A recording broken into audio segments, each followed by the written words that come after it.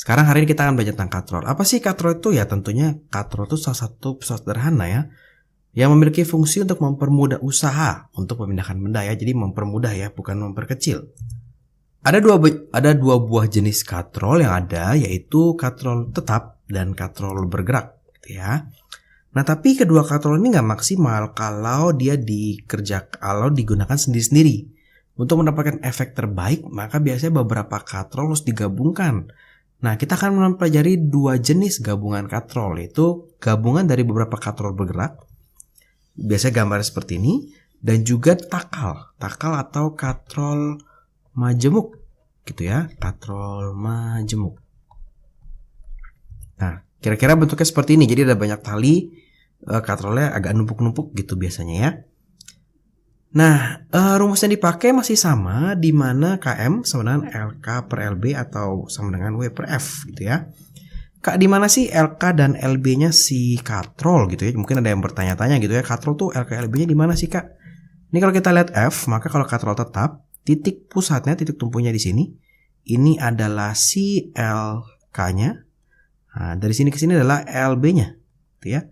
Dimana pasti sama nih setengah dari diameter lingkaran, sehingga dari katrol yang tetap kita tahu kalau KM-nya ini pasti 1 ya. Gimana dengan katrol yang bergerak, Kak? Katrol yang bergerak, kalau kita lihat titik tumpunya itu bukan di tengah, tapi di sini nih, di ujung gitu ya. Dimana dari tengah lingkaran itu si bebannya, si masanya sampai ke sini itu adalah LB-nya. Sedangkan kuasanya dari si pinggir, dari pinggir ke pinggir. Nah, ini lengan kuasanya itu dari pinggir sini, nah, ke pinggir sini nih. Ini LK-nya nih. Gitu ya. Yaitu dimana LK-nya ini pasti 2 kali LB. Sehingga kalau kita cari KM-nya, kan LK dibagi LB gitu ya. Ini adalah 2 dikali LB dibagi LB. Ini bisa dicoret, sehingga KM dari katrol bergerak ini pasti 2. Ya. Nah, gimana kalau katrolnya yang seperti ini, Kak? Oh, ini gampang. Kalau katrolnya seperti ini, maka kita hitung berapa banyak katrol yang bergeraknya. Di katrol bergeraknya ada 1, ini ya, ada 2. Ini pasti ini 2. Nah, ini KM-nya 2, ini KM-nya 2, ini KM-nya 1. Maka KM totalnya 2 kali 2 kali 1 gitu ya, atau 4. Nah, atau kita bisa juga memberikan rumus seperti ini. Kalau ketemu katrol yang bentuknya seperti ini ya, 2 dipangkatkan N. Di mana N-nya ini adalah jumlah dari katrol bergeraknya. Agak sedikit khusus kalau kita belajar tentang katrol majemuk. Berapa sih KM-nya gitu ya? KM di sini, nah ini KM-nya adalah 4. Dapat dari mana, Kak? Ini kan katrolnya cuma 2 gitu ya. Nah, yang kita lihat adalah ini. Berapa banyak sih talinya nih? 1, 2, 3, 4. Talinya ada 4. Tali yang terakhir, yang arahnya ke bawah, biasanya nggak dihitung. Ya, nanti ada tali yang arahnya ke atas dihitung. Nanti kakak ngasih lihat gambarnya.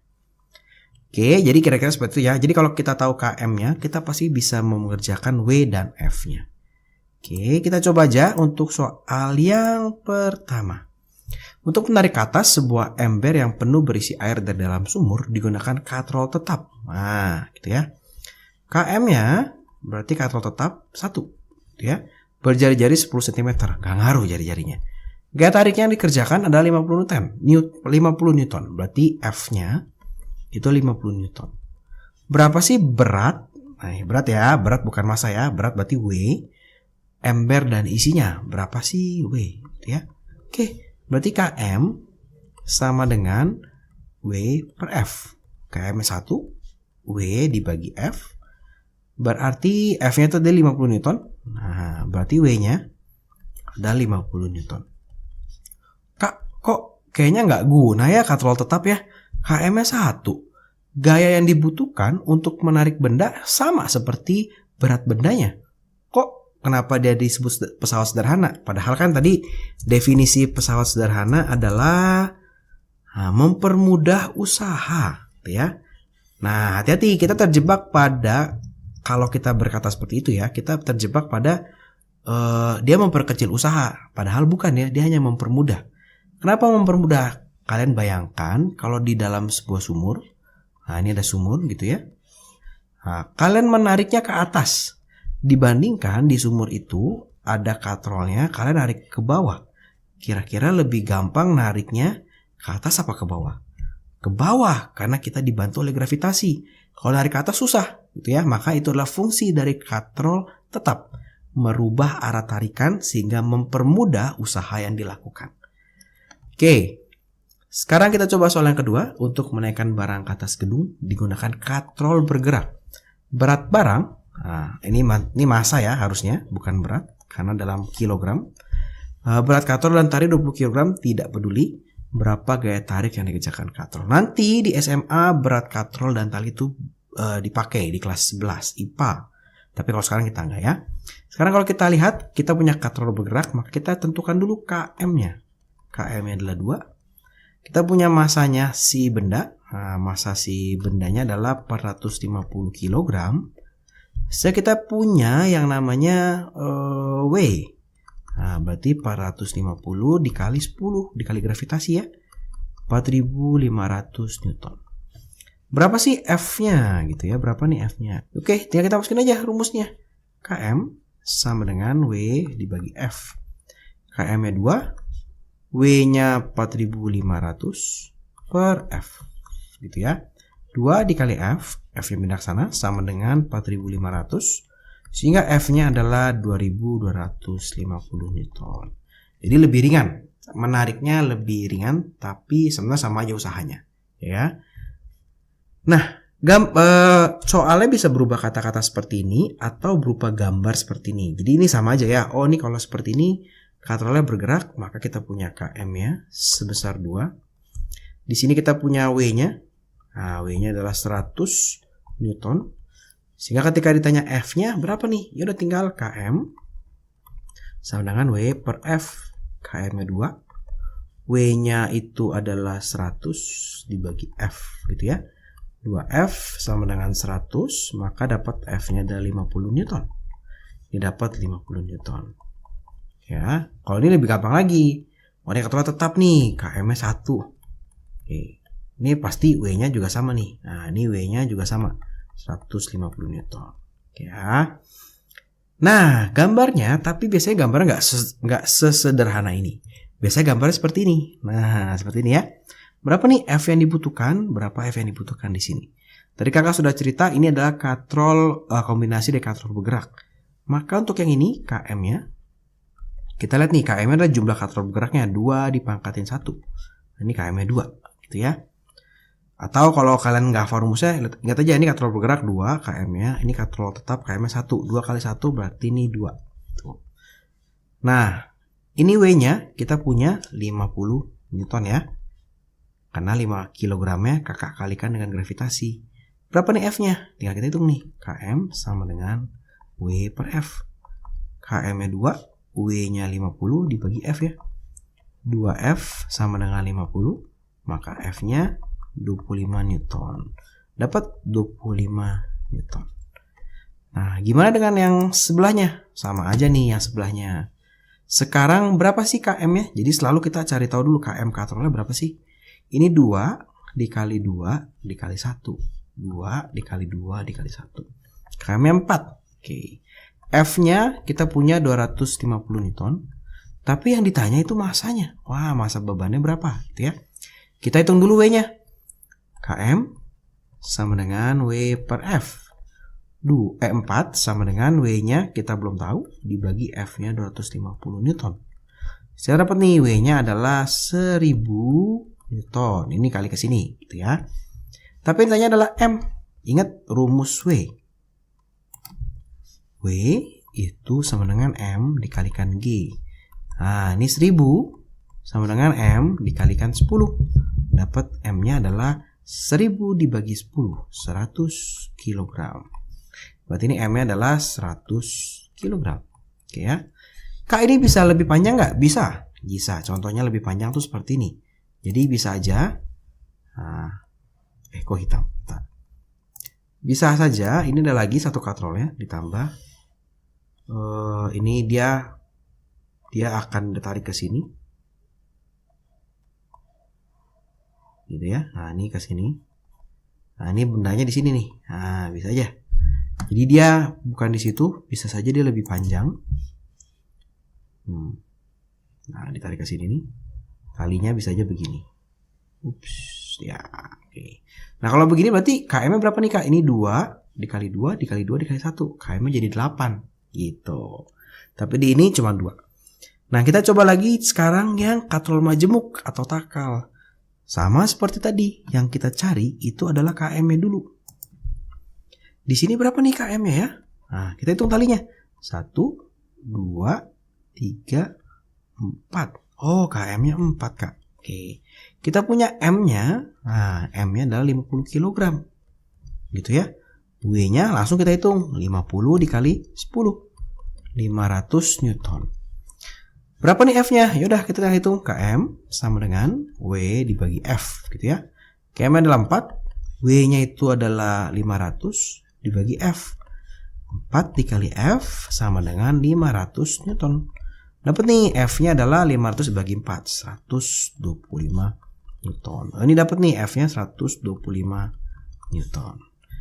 Kita coba lagi yang sebelah sini. Nah, ini cepet ya. Ternyata katrol gampang ya. Walaupun kayak gambarnya agak ngejelimet kok, ternyata gampang. Kita punya M. Selalu kita hitung KM-nya dulu, gitu ya. KM-nya kita hitung talinya. 1, 2, 3, 4, 5. Oh, KM-nya 5. Ya, KM-nya 5. Kemudian kita punya M-nya sebesar 200 kg. Sehingga dari sini kita bisa dapat W-nya. Nah, W-nya sama dengan M dikali G ya. Berarti ini 200 dikali 10 hasilnya 2000 Newton. Nah, sekarang tinggal hitung KM sama dengan W dibagi F. KM-nya adalah 5 sama dengan W-nya 2000 dibagi F. Nah, 5F sama dengan 2000. Dapat dari mana kali 5F? F-nya dikalikan ke sini ya. Sehingga dapat F-nya adalah 2000 dibagi 5. Oh, 400 Newton. Nah, ini F-nya adalah 400 Newton. Nah, gampang ya, ternyata nggak sulit. Nah, kita coba sekarang. Nah, jadi kalau yang sistem seperti ini biasanya kita sebut katrol majemuk nih. Mirip-mirip nih semua katrol majemuk. Nah, ini yang sedikit berbeda yang kakak mau jelaskan yang sebelah sini, yang sebelah kiri. Tentu yang pertama yang kita hitung selalu adalah KM-nya. Nah, kita akan menghitung yang sebelah kiri, KM-nya. Nah, 1, 2, 3. Nah, yang masih ke atas ini kita hitung nih 4 gitu ya. Jadi kalau yang arahnya ke bawah kita nggak hitung, yang arahnya ke atas seperti kita hitung. Kenapa? Karena ini kita masih biasanya kita support lagi dengan satu katrol misalnya seperti ini untuk diturun ke bawah gitu supaya nariknya gampang. Nah, ini KM-nya adalah 4 tetap walaupun yang F-nya ke atas. Di sini kita punya W-nya sebesar berapa ini? 150 Newton. Dapat dari mana, Kak? 15 dikali 10. Nah, ini udah mulai cepet ya kakak menghitungnya ya. Sehingga KM sama dengan W per F. 4 sama dengan 150 dibagi F gitu ya. 4F sama dengan 150. Kita dapat F-nya nih 37,5 Newton. Oke, sekarang kita hitung juga yang ini. Sama, kita menghitungnya adalah jumlah talinya. 1, 2, 3, 4. Tapi yang ini nggak kita hitung. Gitu ya. Sehingga kita punya KM-nya sebesar 4. Punya F-nya sebesar 160 Newton. Berapa sih W-nya? Wah, gampang nih. KM sama dengan W dibagi F. KM-nya sama dengan 4. W-nya itu adalah 160. W-nya kitanya ya. F-nya 160 nih. Saya kita dapat nih W-nya adalah 4 dikali 160 atau 640. Jadi gampang ya kalau kita belajar katrol, yang penting kita tahu KM-nya, tinggal pakai W per F, W per F. Dan katrol itu sudah jelas. KM-nya katrol tetap 1, katrol bergerak itu 2. Katrol majemuk kita hitung talinya. Komunikasi katrol bergerak itu 2 pangkat N. Nah, biasanya nanti guru kalian akan sedikit memvariasikan soalnya seperti ini. Oke, jadi jika katrol di bawah ini digunakan untuk menarik beban sejauh 5 meter ke atas, berapa sih panjang tali yang harus ditarik gitu ya? Jadi nih misalnya dia dari bawah nih bebannya dari sini, dia naik ke atas sejauh 5 meter gitu ya. Berapa nih talinya harus ditarik oleh orang yang menariknya gitu ya. Nah sebenarnya soal ini nggak sulit, soal ini tuh sebenarnya gampang. Kenapa? Karena ini berkaitan dengan KM-nya. Jadi kalau kita tahu KM ya, sekali lagi kita tahu KM-nya, kita bisa menyelesaikan soal ini. Di mana KM-nya itu seperti ini nih ya. KM-nya akan menjadi panjang tali yang ditarik dibagi naiknya beban. Itu ya. Kalau di sini KM-nya itu adalah berapa nih? 2 dikali 2 dikali 1. Oh, KM-nya adalah 4. Sehingga 4 sama dengan panjang talinya gitu ya, dibagi dengan bebannya mau naik berapa? Oh, 5 meter. Oke, nggak apa-apa. Berarti panjang tali yang ditarik itu adalah 20 meter. Gitu. Nah, di sini kita melihat apa sih artinya mempermudah usaha. Usahanya tetap sama. Kenapa? Gayanya sih kecil 250 Newton, tapi naiknya harus 220 meter gitu. Tadi soal yang ini masanya kita cek ya, masanya berapa tuh ya? Masanya 100 kilo. Ini masanya 100 kilo gitu ya. Masanya tadi 100 kilo. Ternyata tapi nariknya 5 meter doang, 1000 Newton tapi cuma 5 meter. Tapi kalau mau ringan, mau gampang, lebih mudah 250 Newton, lebih enteng. Tapi nariknya panjang, lebih lama. Usahanya sama aja. Gitu ya. Nah, kita coba lagi satu contoh soal. Sama seperti tadi, berarti kita cari dulu KM-nya. Kita hitung talinya. 1, 2, 3, 4. KM-nya adalah 4. Yang ke bawah nggak dihitung ya. Kalau ini ke atas nih, dihitung terakhir nih. KM-nya adalah 4. Kemudian rumusnya adalah KM sama dengan panjang tali yang ditarik gitu ya, dibagi naiknya beban. Gitu. Panjang tali KM 4, kita mau cari panjang talinya, dibagi naiknya beban adalah 15 meter nih sekarang di soal ini. Ya, dia naik sebesar 15 meter. Sehingga kita tahu nih panjang tali yang ditarik itu adalah 60 meter. Ya. Jadi gampang ternyata ya kalau ketemu suara panjang tali ditarik tuh gampang banget. Tinggal hitung KM-nya. Kayak ini W-nya nggak usah dihitung, nggak usah. Kan menghitung KM-nya kita nggak perlu F dan W-nya. Nah, seperti itu ya. Nah, apa itu roda poros? Roda berporos ya. Roda berporos itu adalah roda yang dihubungkan dengan sebuah poros yang dapat berputar bersama-sama. Jadi putarnya itu bareng gitu ya. Nah, kira-kira apa fungsinya? Fungsinya adalah untuk mempermudah gerak, meningkatkan kecepatan sekaligus memperbesar gaya. Maka ini dipakai sebagai pesawat sederhana, yaitu tadi untuk mempermudah pekerjaan manusia. Bagaimana prinsip kerja dari roda berporos? Nah, prinsip kerjanya itu adalah nanti kuasanya itu terletak pada roda yang besar, sementara roda yang kecil itu bekerja sebagai beban. Jadi bebannya itu nanti ada pada roda kecil. Nah, bagaimana keuntungan mekaniknya? Keuntungan mekanik pada roda berporos itu adalah jari-jari roda besar dibagi jari-jari roda kecil, atau beban dibagi kuasa. Nah, ini anak-anak ya, perhatikan bagaimana. Nah, itu ada gerakan roda berporos ya. Nah, itu ada dua roda kecil dan besar ya. Yang kecil itu adalah porosnya ini ya. Jadi ini adalah porosnya, ini adalah rodanya. Jadi roda berporos itu begini ya. Jadi nanti akan bergerak bersama-sama. Nah, ini anak-anak cara kerja roda berporos. Nah, ini adalah contoh-contoh benda yang menggunakan prinsip roda berporos, yaitu ada sepeda, ada mobil, ya, ada sepatu roda, kursi roda, dan mungkin ada yang lain yang nanti anak-anak bisa temui di rumah, ya. Bagaimana alat itu bekerja menggunakan roda berporos.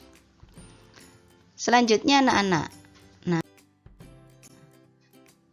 bagaimana sih prinsip kerja pesawat sederhana itu pada sistem gerak kita? Nah, ini perhatikan ada gambar. Nah, gambar yang pertama ini adalah orang yang mengangkat barbel. Nah, kira-kira bebannya di mana? Nah, bebannya ada di telapak tangan ini. Nah, ini sebagai beban, ya. Nah, kemudian titik tumpunya di mana? Titik tumpunya itu ada pada siku ini. Ini sikunya. Ya, ini adalah titik tumpu. Kemudian kuasanya ada pada lengan. Nah, kira-kira ini jenis pengungkit keberapa, ya? Nah, dengan titik kuasa, ya. Titik kuasanya ini berada di antara titik tumpu dan titik beban. Nah, ini termasuk tuas jenis ketiga, anak-anak, ya. Contoh berikutnya. Nah, ini ada gambar kepala, perhatikan. Ada otot. Nah, otot ini termasuk kuasa, ya. Kemudian ada rangka leher. Nah, rangka leher ini termasuk beban. Kemudian rahang, ya, rangka yang di lahar ini termasuk beban, anak-anak. Oh, tadi rangka kepala ini termasuk tumpu, ya, tumpu. Nah, kalau kita contohkan pada orang yang melakukan ini, ya, lagi melempar raket, melempar kok dengan raket. Nah, perhatikan posisi kepala yang sedang menengadah. Ini diibaratkan sebagai pengungkit jenis 1, ya. Kenapa? Karena di sini, ya, titik tumpu itu berada di antara beban dan kuasa. Nah, jadi lehernya ini sebagai titik tumpunya. Nah, bebannya ada pada tadi leher, rahangnya, kemudian kuasanya ada di otot bagian belakang leher. Nah, kemudian lengannya. Nah, lengannya tadi termasuk pengungkit jenis ketiga, anak-anak, ya, karena bebannya ada pada tangannya, jari-jarinya itu yang memegang raket dan seterusnya. Kemudian kakinya. Nah, kakinya ini ketika terangkat, nah, beban ada di tengah, ya. Nah, sehingga termasuk pengungkit jenis kedua. Nah, ini penerapan prinsip kerja pesawat sederhana pada sistem gerak.